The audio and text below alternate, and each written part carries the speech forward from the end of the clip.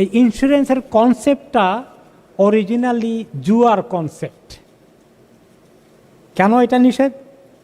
যে আমরা মনে করেন অনেকেই ইন্স্যুরেন্স করে ফেললাম, একটা বিষয়, ইন্স্যুরেন্স কোম্পানি আমাদের অনেকে ইন্স্যুরেন্স করে দিল, কিন্তু দেখা গেল যে গাড়ির ইন্স্যুরেন্স মনে করেন আমরা অনেকেই ইন্স্যুরেন্স করি, তা আমাদের প্রত্যেক বছর কি অ্যাক্সিডেন্ট হয়? না, প্রত্যেক বছর দিয়ে যাচ্ছে, আমরা বেনিফিট হচ্ছে না। তো একদিন আরেকজন অ্যাক্সিডেন্ট হয়ে গেল, এখন সে যা দিছিল তার সে অনেক বেশি পেয়ে যাবে, তাই না? এখন হয় তুমি ঠকবা না তুমি ঠকাবা, এই যে এখানে ইনসাফ নাই। এই জন্য এইরকম ইন্স্যুরেন্সটা শরীয়তের দৃষ্টিতে আপত্তিকর, যেখানে ইনসাফ থাকে না, তাই না? তো তার পরিবর্তে মুসলমানদের উচিত কোঅপারেটিভ ইন্স্যুরেন্স করা। কোঅপারেটিভ ইন্স্যুরেন্স, ওলামায়ে কেরাম ইন্টারন্যাশনালি অনেক সেমিনার সিম্পোজিয়াম হয়েছে যে ইন্স্যুরেন্সটা একটা দরকারি জিনিস, এটা কিভাবে আমরা এখানে অ্যাভয়েড করলেও মুশকিল। এই দেশে তো এক নম্বরে আমরা গাড়ি ইন্স্যুরেন্স করতে হয়, যেটা কম্পালসারি ম্যান্ডেটরি। এটা হলো যে যাতে করে গাড়ি চালাতে পারি, নয়তো গাড়ি চালাতে দিবে না।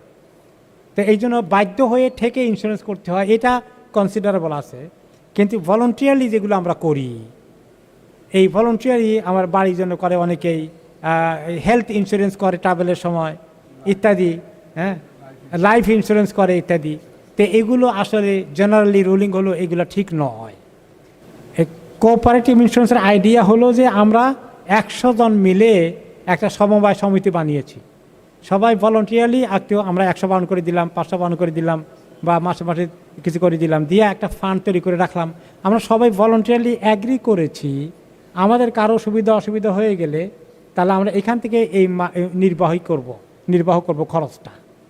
এটা আমরা সবাই অ্যাগ্রি করেছি, তাই না?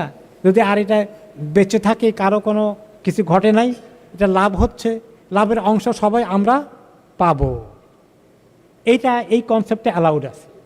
আর এখানে কোম্পানিকে দিলাম, হয় কোম্পানি এত বেশি অ্যাক্সিডেন্ট হয়ে গেছে, দিতে দিতে কোম্পানি বাস্ট হয়ে যাবে, ফিনিশ।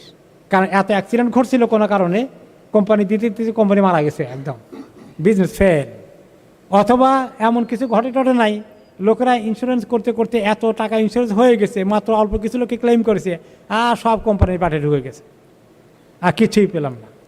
এই যে গারার, এবং এই যে একজনের অতিরিক্ত পাওয়া আরেকজনের না পাওয়া, এটা ইনসাফের বিরোধী বিধায় ইসলাম বিষয়কে অ্যালাউ করে না। আর যদি মুসলিম কান্ট্রিতে মুসলমানদের এরকম কোঅপারেটিভ সোসাইটি, সমবায় সমিতি মনে করি তারা এরকম কোম্পানি বানায়, এটা বিকল্প ব্যবস্থা ইসলামে অ্যালাউড আছে। এই জন্য মুসলিম কান্ট্রিগুলোতে কোনো সময় এরকম হালাল ইন্স্যুরেন্সের ব্যবস্থা আছে। আল্লাহু আলাম।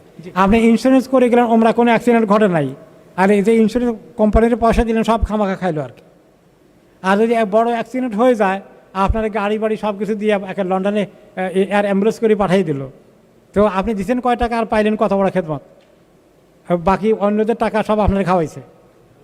তো এই জন্য এইটা শুধুমাত্র ওলামায়ে কেরাম বলেছেন, ইন্টারন্যাশনালি অনেক কনফারেন্স এই বিষয়ে হয়েছে, যে যেখানে অতিরিক্ত রিস্ক থাকে, একেবারে বেশি রিস্ক থাকে, সেই রিস্কের ক্ষেত্রে একটা শরীয়তের প্রিন্সিপাল হলো আর দরুরা তুবিহুল মাহদুরাত, এক্সট্রিম নেসেসিটি, মারাত্মক জরুরি কিছু থাকলে সেটা অনেক সময় হারামকে কনসিডার করে।